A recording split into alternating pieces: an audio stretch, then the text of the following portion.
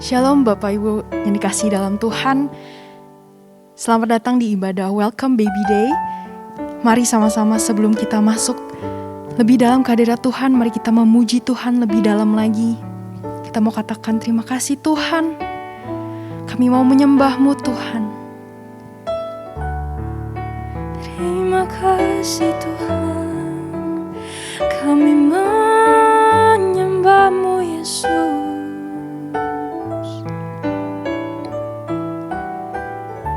Saat ku menyembah-Mu, Roh-Mu bekerja. Saat ku memuji-Mu,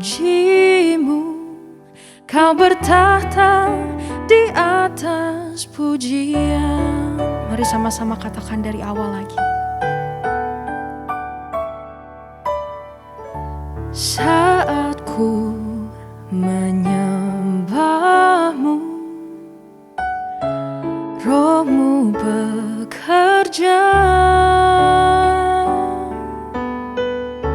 Saat ku memuji-Mu, Kau bertahta di atas pujian.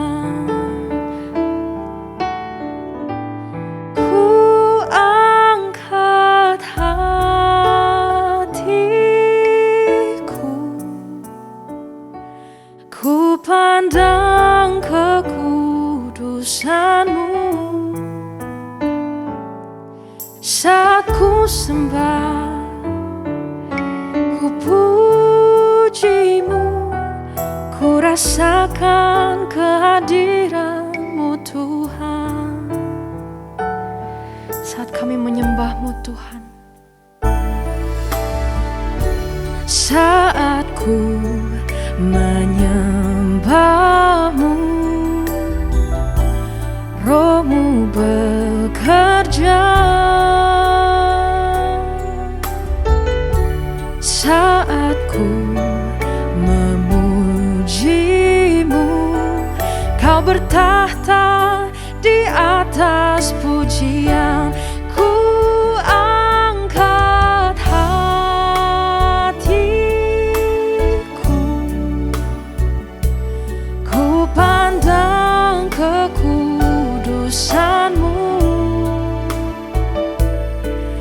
Saat ku sembah, ku puji-Mu, ku rasakan kehadiran-Mu Tuhan.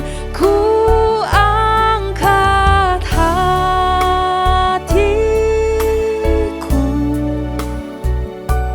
ku pandang kekudusan-Mu. Saat ku sembah, ku puji-Mu, ku rasakan kehadiran-Mu Tuhan. Ku angkat hatiku, ku pandang kekudusan-Mu. Saat ku sembah, ku puji-Mu, ku rasakan kehadiran-Mu Tuhan. Ku angkat hatiku, ku pandang kekudusan-Mu. Saat ku sembah, ku puji-Mu, ku rasakan kehadiran-Mu Tuhan. Ku angkat hatiku, ku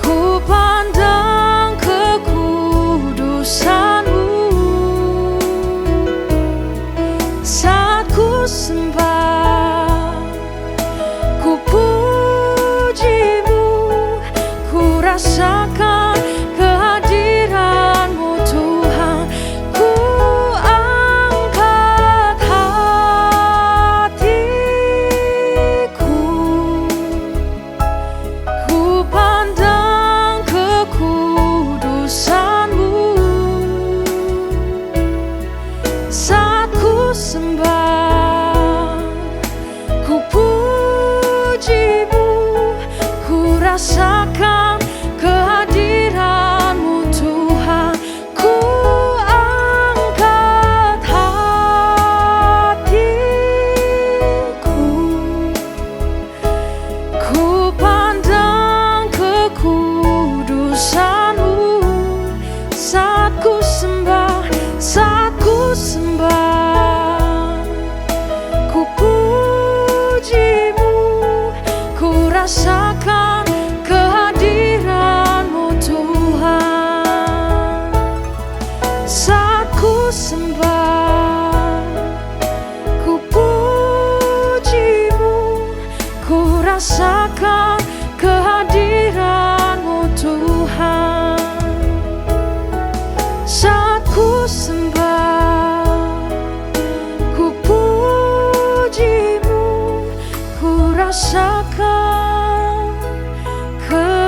hadirat-Mu Tuhan.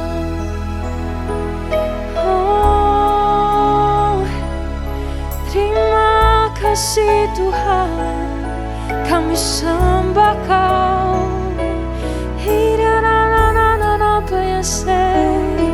Kami sembah Kau Tuhan, kami rasakan hadirat-Mu.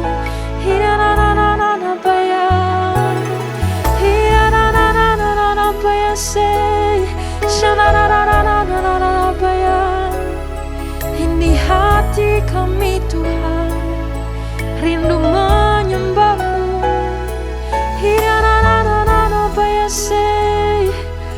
Biar segala pujian hanya bagi-Mu Tuhan.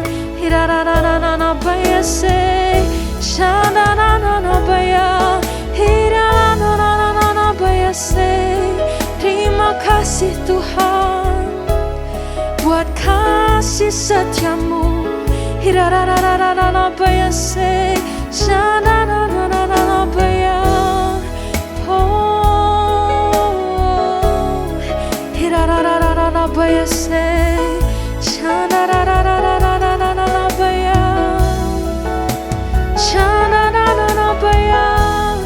Mari sembah Dia dalam roh.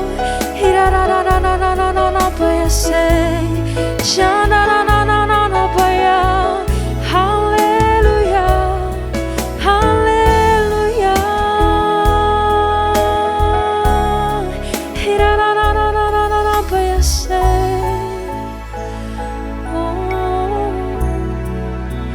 Segala pujian dan syukur hanya bagi-Mu Yesus.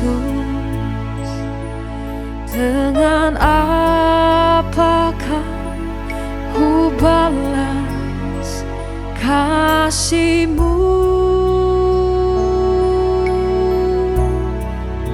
Segala hormat kemuliaan hanya layak bagi-Mu. Ku sembah Yesus seumur hidupku.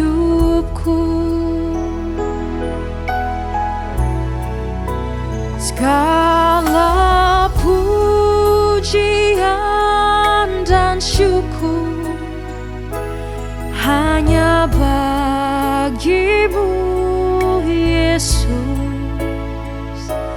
Dengan apakah ku balas kasih-Mu?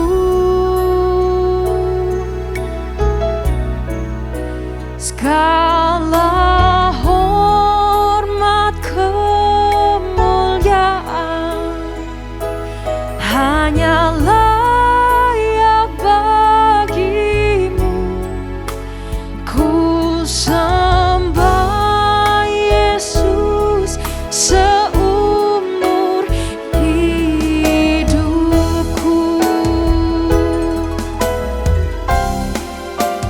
Segala pujian dan syukur hanya bagi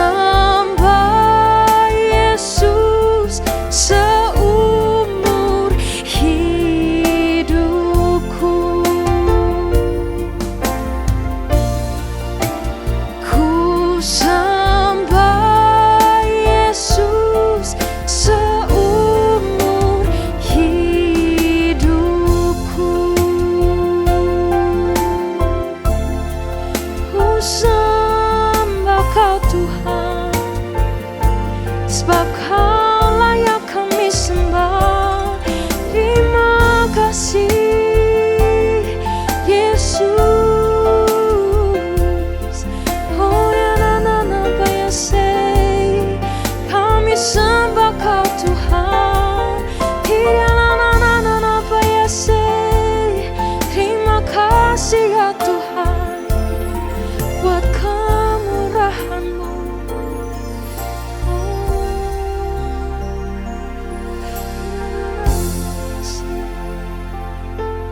Ya na na na na bayase, kami sembah Kau Tuhan Yesus.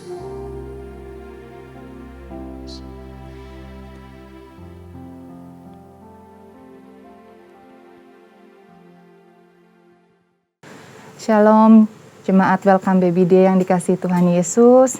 Pertama-tama saya mengucapkan terima kasih kepada Dr. Iangko Sinko Putra sebagai Gembala CK7, juga kepada Ibu Anita untuk kesempatan yang diberikan. Nama saya Dr. Alexandra Rijab, saya dokter kebidanan dan kandungan yang saat ini bekerja di salah satu rumah sakit swasta di Jakarta Barat. Baik, saya mulai topik kali ini dengan screening in pregnancy atau pemeriksaan-pemeriksaan yang harus dilakukan pada masa kehamilan. Screening in pregnancy tidak hanya sebatas USG saja, tapi ada juga pemeriksaan-pemeriksaan lain seperti pemeriksaan darah lab, anamnesis, ya. Dan pemeriksaan ini biasanya kita bagi dalam 3, yaitu di trimester awal 3 bulan pertama 0 sampai 13 minggu, 3 bulan berikutnya di trimester 2 14 sampai 27 minggu, kemudian di 3 bulan terakhir yaitu 28 sampai lahir. Nah, di trimester pertama, di 3 bulan pertama biasanya kita melakukan anamnesis atau pertanyaan-pertanyaan dan kemudian pemeriksaan USG. Biasanya pada awal kehamilan kita lakukan USG transvaginal lewat vagina karena kantong kehamilan masih sangat kecil. Dengan USG ini kita mau melihat apakah ada kantong kehamilan di dalam rahim. Jika ada, adakah embrionya, adakah detak jantungnya, atau tidak ada kantong kehamilan di dalam rahim tapi di luar rahim yang namanya kehamilan ektopik. Dan ini harus ditangani lebih lanjut kalau terjadi kehamilan di luar rahim. Setelah itu, pada usia kehamilan kira-kira 11 sampai 13 14 minggu bisa dilakukan pemeriksaan USG, yaitu fetal knuckle translucency dan fetal nasal bone, yaitu apakah ada pembengkakan di bagian belakang leher, adakah tulang hidung atau tidak. Jika ada pembengkakan di bagian belakang leher, itu merupakan tanda adanya kelainan dalam kehamilan. Adanya sindrom-sindrom tertentu pada kehamilan pada bayinya, ya. Seperti yang paling sering Down syndrome. Kemudian bisa dilakukan pemeriksaan darah dari ibunya seperti golongan darah dan resusnya, juga HIV. Jika ibu menderita HIV, maka diperiksa berapa kadar virusnya dan dapat diberikan pengobatan sejak awal kehamilan. Juga dengan hepatitisnya diperiksa, sifilis juga penyakit kelamin, ya, jika ada bisa diobati. Kemudian diperiksa darah rutinnya, hemoglobinnya, apakah ada anemia atau tidak. Kemudian jika ada riwayat penyakit gondok, tiroid, bisa diperiksa kadar tiroidnya, dan jika kurang atau lebih bisa diberikan pengobatan sejak awal kehamilan. Ya, kemudian diperiksa juga TORCH-nya. TORCH itu toxoplasma, other, rubella, cytomegalovirus, dan herpes. Ini akan kita bahas nanti. Selain daripada itu, ada pertanyaan-pertanyaan tentang riwayat penyakit ibunya, ya. Adakah penyakit bawaan seperti diabetes atau penyakit misalnya TBC atau darah tinggi, atau misalnya ibunya sudah hamil yang kedua atau ketiga, ditanyakan bagaimana riwayat kehamilan yang dulu, apakah lancar, adakah diabetes kehamilan yang dulu, adakah pendarahan, adakah darah tinggi ya, terus adakah keguguran, lalu riwayat penyakit keluarga seperti diabetes atau penyakit darah, talasemi, kemudian adakah riwayat operasi, terutama operasi di bagian perut atau tulang belakang ya. Kemudian ditanyakan juga status vaksin yang sudah didapat ya. Nah ini jika ibu didapati anemia di kehamilan, yaitu kekurangan darah merah, di mana kadar Hb-nya kurang dari 11 di trimester pertama, atau kurang dari 10,5 di trimester kedua, atau kurang dari 10 setelah melahirkan, maka diberikan tablet zat besi biasanya, tergantung dari berapa kadar keparahan kekurangannya ya. Biasanya ibu yang ada anemi ini, dia lemah gitu ya, lemes bawaannya, kemudian bisa nafasnya agak pendek ya, suka sesak napas ya kalau yang anemianya lebih parah, kemudian suka berdebar-debar, kadang ada sakit dada, sakit kepala, kemudian kelengan ya, bahkan bisa sampai pingsan. Nah untuk anemi sendiri, selain daripada tablet zat besi, disarankan juga ibu makan makanan yang sehat yang banyak mengandung zat besi seperti daging, sayur-sayuran, kacang-kacangan ya. Nah kemudian kita bahas mengenai TORCH. TORCH itu tadi kan toxoplasmosis, rubella, cytomegalovirus, dan herpes simplex virus. Ini semua bisa diperiksa melalui darah ya. Toxoplasmosis mungkin sering dengar apa itu toxo, yang disebabkan oleh parasit Toxoplasma gondii. Bisa didapat dari memakan daging yang kurang masak atau dari kotoran hewan peliharaan. Ya, kalau ada positif toxoplasmosis di awal kehamilan, maka juga bisa diobati dengan antibiotika secara kontinu dan sering sampai akhir kehamilan. Kemudian ada trias simptom-simptom yang biasanya menyertai toxoplasmosis ini, seperti chorioretinitis, yaitu radang di bagian belakang mata mengenai retina. Ini dapat mengakibatkan bayinya nanti mendapat gangguan penglihatan, bahkan sampai kebutaan. Maka dari itu diperlukan pengawasan oleh dokter mata untuk bayi yang dilahirkan dari ibu yang menderita toxo. Kemudian adanya intracranial calcification, pengapuran di kepala, di otak, dan hidrosefalus ya, di mana kepalanya sangat besar, berisi cairan. Kemudian prevensi apa sih yang bisa dilakukan biar tidak kena toxo ya, antara lain ya memasak dagingnya dengan matang benar-benar, mencuci tangan, terutama sehabis memegang hewan peliharaan atau memakai sarung tangan jika membersihkan kotorannya, terus menjauhkan kalau ada daging dengan peralatan makan kita harus dicuci bersih, seperti itu. Kemudian rubella ini disebabkan oleh virus rubella yang biasa disebut campak Jerman. Biasanya yang terkena ibu menderita adanya demam, kemudian adanya ruam di wajah, ke leher, ke ekstremitas ya, ke tangan, ke kaki ya. Kalau misalnya biasanya ada simptom-simptom juga yang menyertai, seperti ada gangguan sensorineural deafness, ketulian ya, atau gangguan mata seperti katarak, kongenital glaukoma bawaan pada bayinya, terus juga kelainan di jantung, atau juga yang kena sistem persarafan sehingga kepalanya menjadi kecil, mikrosefali, atau adanya nanti mental retardation atau meningoencephalitis, radang selaput otak ya. Jika ibu hamil belum pernah terkena campak sebelumnya waktu kecil, bisa diperiksakan kadarnya sebelum kehamilan dan mendapat vaksin MMR jauh sebelum kehamilan. Karena di dalam kehamilan sendiri tidak boleh divaksin MMR. Kemudian CMV, cytomegalovirus, ini kalau terkena biasanya gejalanya lebih ringan seperti flu, demam gitu ya. Kalau terkena juga bisa menyebabkan intracranial calcification, pengapuran di otaknya, kepala kecil, atau gangguan pertumbuhan, ya. Juga chorioretinitis radang tadi di mata, mental atau motor retardation, ya.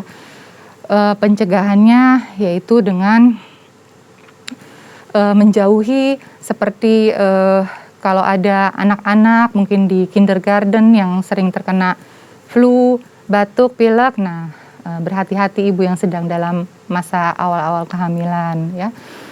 Kemudian herpes simplex. Herpes simplex ini, herpes itu ada herpes di mulut dan herpes di genital atau kelamin. Ibu hamil bisa mendapatkan herpes genital juga pada waktu hamil dan bisa diobati dengan obat antivirus untuk herpes sendiri dalam masa kehamilan atau menyusui.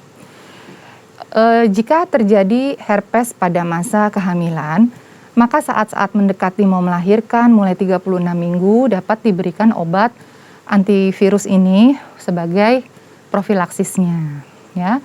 Jika herpesnya ini juga terkena pada saat mau melahirkan, maka harus dipikirkan metode lain yaitu seksio cesarea agar anak tidak melewati jalan lahir dan tidak terkena oleh herpesnya ini. Ya, untuk pemeriksaan di trimester kedua 3 bulan berikutnya biasanya dilakukan pemeriksaan USG, anomaly scan atau fetal organ screening.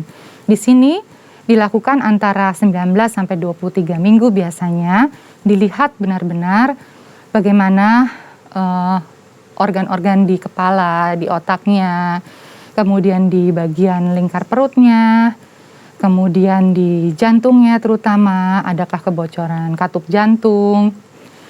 Juga kalau mau dilakukan foto 3D, 4D bisa dilakukan di sini.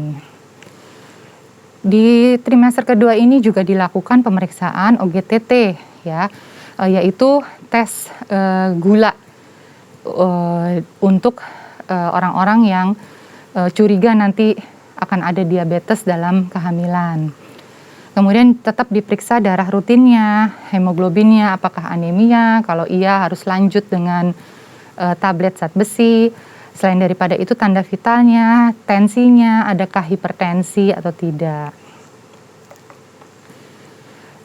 Untuk gestasional diabetes mellitus atau diabetes yang didapat atau bermanifestasi pada kehamilan, terutama di tengah-tengah kehamilan, biasanya ini terjadi untuk orang yang overweight atau ada riwayat bayi besar sebelumnya lebih dari 4 kilo bahkan 4,5 kilo.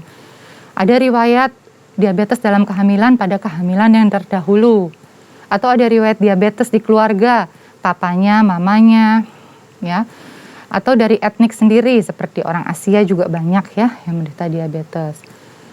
Kita bisa melakukan OGTT, yaitu dikasih cairan gula. Biasanya dihitung gula puasanya, kemudian dikasih cairan gula, dihitung 1 jam dan 2 jam setelah itu apakah nilainya normal ataukah dia ada diabetesnya. Ya, jika ada diabetesnya maka akan dinasehati untuk melakukan diet, yaitu diet seimbang, berapa proteinnya, berapa karbohidrat, berapa lemak yang harus dikonsumsi. Juga disarankan untuk melakukan exercise atau olahraga yang rutin. Jika diet dan exercise ini sudah dilakukan dan gula darah tetap tinggi, maka akan diberikan pengobatan, yaitu insulin. Biasanya disuntikan insulin dan ibu harus secara teratur mengukur gula darahnya setiap hari. Ya, gula darah yang baik sendiri itu mengurangi resiko terjadinya fetal makrosomi atau bayi besar. Karena kalau bayinya terlalu besar karena diabetes, maka dapat mengakibatkan trauma lahir untuk ibunya, seperti mungkin robekannya luas atau anaknya sendiri kelahirannya macet di pundaknya biasanya. Kemudian harus dilakukan sesar karena bayinya terlalu besar. Atau setelah lahir dapat terjadi neonatal hipoglikemi, di mana gula darah bayinya sangat rendah. Bahkan bisa terjadi kematian dari bayinya. Di sini diperlihatkan tabel OGTT yang biasa dilakukan pada kehamilan 24 sampai 28 minggu. Tapi pada diabetes yang sudah terjadi pada kehamilan sebelumnya bisa dilakukan tes ini lebih awal, ya, dan kemudian dilakukan juga setelah kehamilan. Di sini bisa dilihat OGTT yang diberikan 100 gram atau 75 gram. Kemudian setelah kehamilan juga biasanya setelah lahir diperiksa kadar gula darah sewaktunya 1-3 hari setelah melahirkan, kemudian biasanya 6-12 minggu setelah melahirkan. Pada trimester ketiga, 3 bulan terakhir sebelum melahirkan, biasa dapat diperiksa tanda vitalnya juga, ya, darah, apakah ada darah tinggi, apakah urinnya bagus, di pemeriksaan urin air kencingnya itu apakah ada proteinnya atau adakah bakterinya.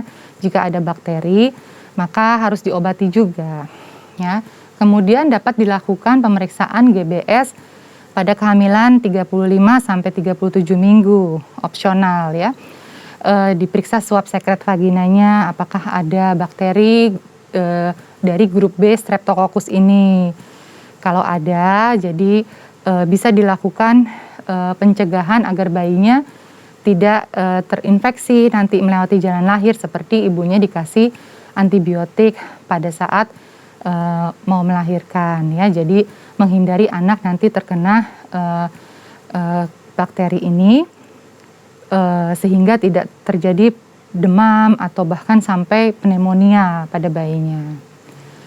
Hemoglobin tetap dilakukan rutin juga selain USG yang tetap rutin untuk melihat bagaimana keadaan plasenta, apakah masih bagus atau apakah terlalu tua, bagaimana keadaan air ketubannya, apakah terlalu sedikit atau terlalu banyak, bagaimana pertumbuhan janinnya, apakah pertumbuhannya tepat sesuai masa kehamilan atau kecil atau bahkan besar sekali, ya. Selain daripada itu dilakukan non-stress test. Non-stress test ini biasa kita sebut juga CTG, kardiotokografi, bisa dilakukan pada kehamilan terakhir di atas 34 atau 36 minggu, dilakukan secara rutin untuk melihat detak jantung janin, kesejahteraan janin. Ya, kesimpulannya pemeriksaan rutin dalam kehamilan tidak hanya terfokus pada USG saja, tapi banyak hal lainnya yang harus diperhatikan, seperti pemeriksaan darah, tanda vital, pemeriksaan urin, terus juga kalau ada keputihan diperiksa swab sekret vaginanya. Jadi banyak juga pemeriksaan yang harus dilakukan dan disarankan untuk ibu hamil. Semoga bisa dilakukan dan kehamilannya berjalan dengan baik. Terima kasih. Shalom, Gembala dan seluruh pengerja WBD CK7 serta Jemaat Tuhan mengucapkan terima kasih kepada Dr. Alexander Ridjab, SPOG, yang telah memberkati kita semua melalui penyampaian pengetahuan tentang pemeriksaan kehamilan selain pemeriksaan rutin USG. Tuhan Yesus memberkati dokter dan keluarga berlimpah-limpah. Amin. Berikut kami sampaikan pengumuman kegiatan sepekan. Ibadah raya via live streaming pada hari Minggu tanggal 3 April 2022 pada pukul 7, 9, 11.30, 14, dan 16.30 waktu Indonesia Barat akan dilayani oleh Pastor Kong Hee dan perjamuan kudus yang dipimpin oleh Gembala CK7 Bapak Pendeta Dr. Yanto Simko Putra MD PhD. Ibadah raya tersebut akan disertai dengan ibadah secara online lainnya mulai pukul 7 waktu Indonesia Barat untuk ibadah Mandarin Service, ibadah profesional dan pasangan muda atau Young Professional and Young Couples, ibadah youth dan junior bahasa Indonesia, ibadah anak bahasa Inggris dan bahasa Indonesia, serta ibadah anak berkebutuhan khusus di channel YouTube GBI PRJ CK7. 316 Youth Ministry English Service pada hari Sabtu 2 April 2022 pada pukul 16 waktu Indonesia Barat akan dilayani oleh PDP Juan Lesmana PSC. 316 Youth Ministry diperuntukkan bagi anak muda dari usia 12 sampai dengan 24 tahun. Mari kami mengundang anak-anak muda untuk bergabung mengikuti online service tersebut di YouTube channel GBI PRJ CK7. Bagi Bapak Ibu yang membutuhkan perjamuan kudus, roti, dan anggur dapat dipesan melalui Tokopedia at Integrity Online Store.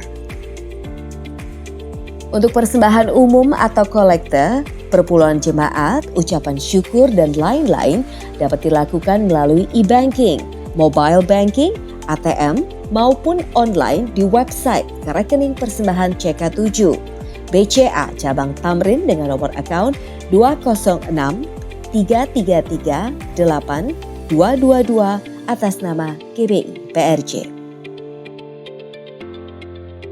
Ibadah onsite akan kembali diadakan mulai Minggu tanggal 3 April 2022 di GBI PRJ pada pukul 9, 11.30 dan 16.30 waktu Indonesia Barat dilayani oleh Evangelis Gina Darmawan.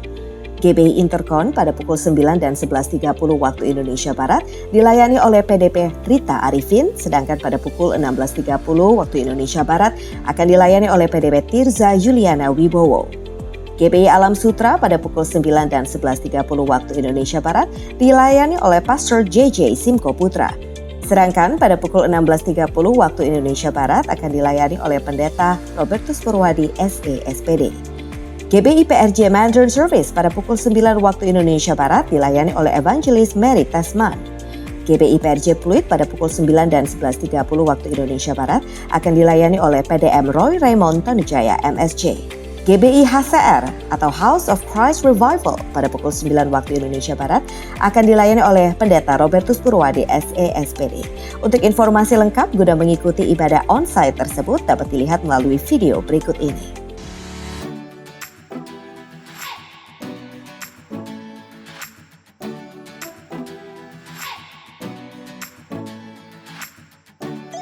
Bagi Bapak Ibu yang akan mengikuti ibadah onsite di GBI PRJ Group CK7, maka Bapak Ibu wajib melakukan booking seat melalui aplikasi GBI PRJ Group CK7 via mobile phone, baik melalui App Store untuk iOS maupun Google Play Store untuk Android. Berikut langkah-langkahnya. Bapak Ibu harap mendownload terlebih dahulu aplikasi GBI PRJ Group CK7 di Google Play Store atau App Store. Lakukan registrasi dengan mengisi data-data pribadi yang diminta. Setelah selesai mengisi data-data pribadi dengan benar, maka Bapak Ibu akan menerima 6 angka OTP melalui SMS di mobile phone atau di email Bapak Ibu sekalian. Dan harap masukkan 6 angka OTP dengan benar agar dapat melanjutkan tahap berikutnya. Kemudian klik 3 garis yang posisinya berada di kiri atas layar mobile phone Bapak Ibu, atau dapat juga klik logo kursi dengan tulisan onsite yang berada di posisi bawah sebelah kanan, nomor 2. Untuk booking seat, Bapak Ibu dapat memilih modul booking onsite schedule. Sebelum booking e-ticket onsite, harap Bapak Ibu membaca fakta kesepakatan mengikuti protokol kesehatan dan disclaimer ibadah onsite GBI PRJ Group CK7. Setelah Bapak Ibu menyetujui isi dari fakta kesepakatan dan disclaimer tersebut, harap memberi centang di kotak tanda sudah membaca dan menyetujui isi fakta dan disclaimer serta dilanjutkan tahap berikutnya.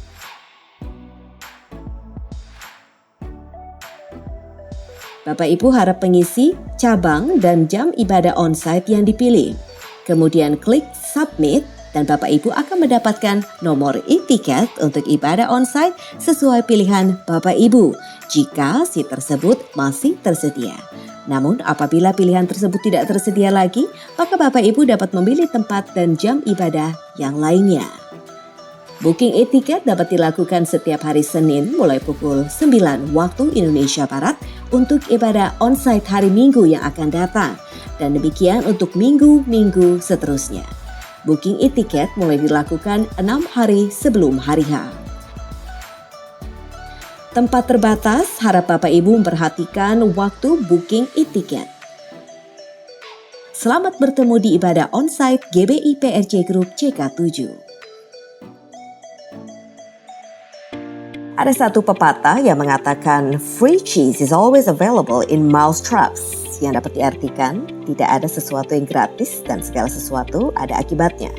Firman-Nya dengan jelas mengatakan di Yakobus 1 ayat 14, tetapi tiap-tiap orang dicobai oleh keinginannya sendiri karena ia diseret dan dipikat olehnya. Apakah tantangan yang kita hadapi merupakan suatu ujian atau sebaliknya sebuah pencobaan?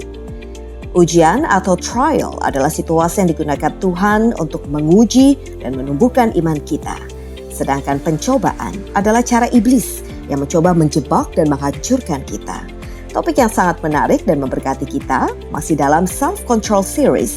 Dan di topik yang terakhir kita akan sama-sama belajar apa yang menjadi perbedaan antara trials versus temptations.